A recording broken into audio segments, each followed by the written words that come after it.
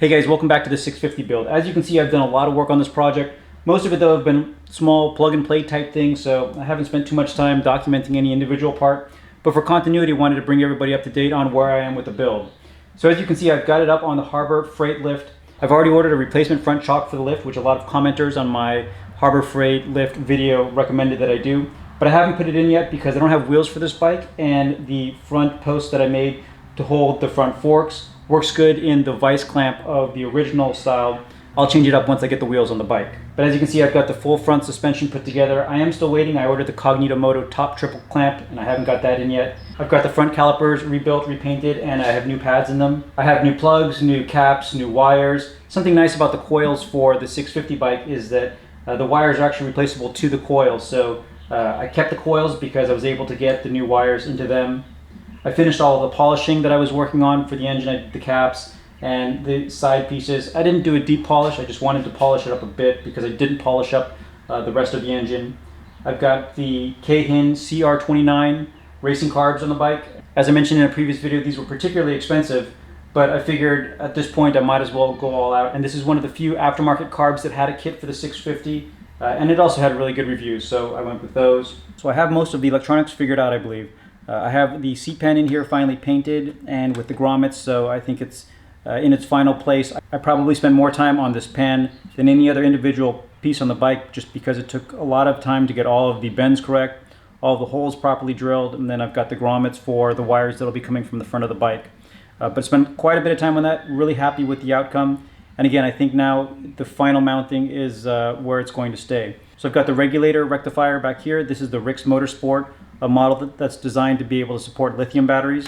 I'm going to be running the XPS1 battery. I actually built a separate battery box that I was going to put where the dual kickstand goes, but since this battery was so small and it looked like I had space, I thought I'd try to keep it as tidy as possible because right now all of this will fit underneath the seat. I've got the starter here. This is from Revival Cycles. It also doubles as a main fuse holder, so it takes up a little bit less space. The CDI here, and I'll have the other CDI on the reverse side, so all that tucks neatly there. And then I've got the M-Unit Blue from Motogadget. So I think this is everything that I need, and again, everything fits. I also bought the wiring harness from Motogadget, just so that I have all the color-coordinated wires going up to the front of the bike. And they come in two different gauges, one for signal coming in and power going out. So it makes it a little bit easier to keep track of which wires are going where. For now, I just have this flexible LED strip for rear light, rear brake, and turn signals. We'll see how well it works. It was from Amazon. It wasn't very expensive at all, but I like the simplistic look of it. I also have routing here to the back of the bike, the Motogadget RFID starting system, so that you don't need a key. You just have the RFID chip, or you can also sew into the finger of your glove one of those glass vials that have the same RFID signal. So that should be a neat feature. I've also worked on a lot of the other cabling coming out of the bike, putting a new mesh coating on it and new connectors. So all of the connectors I'm going to have brand new. I just bought a kit also off of Amazon where it's pretty easy to swap the old yellowed and sometimes damaged clips with new ones. So I need to work on all of the wiring now. I'm still waiting on some of the controls, but I need to get all of the wiring going. I'd like to get the bike started for the first time. I don't need to get all of the switches and everything figured out for that.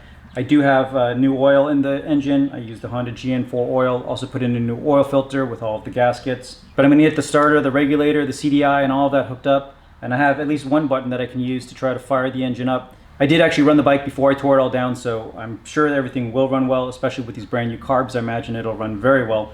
But once I get that going, I think I'll have a lot more confidence in the rest of this build because I've been spending so much time on some of these small details. I'm just concerned that the overall performance of the bike might not match the perfection of the rest of the work that I've been doing. So looking forward to getting the bike running, hearing it going and idling, and then finishing all of this up. I know this series hasn't got as much attention as some of my other small bore bike builds, and don't worry, more of those are coming, but I appreciate everybody following along because I'm real excited to having this bike not only built, but looking forward to riding it too. So thanks a lot, stay tuned. Okay, wait. In the time since I filmed the video that you just saw, I've made a lot of progress on the electronics, so I thought that I'd end this video showing what I've actually accomplished because it's in pretty good shape.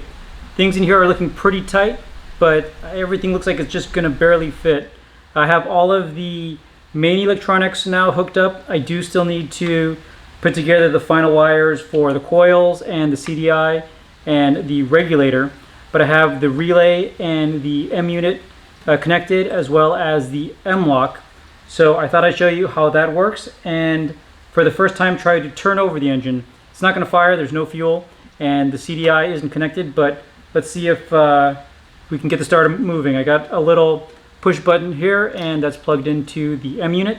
All right, so to turn on the bike, I've got my little RFID key that I tap to the sensor in the back. I heard the relay come on, the lights race around. I've got a little switch here wired up to the M-Unit, so let's... All right, now roll the credits.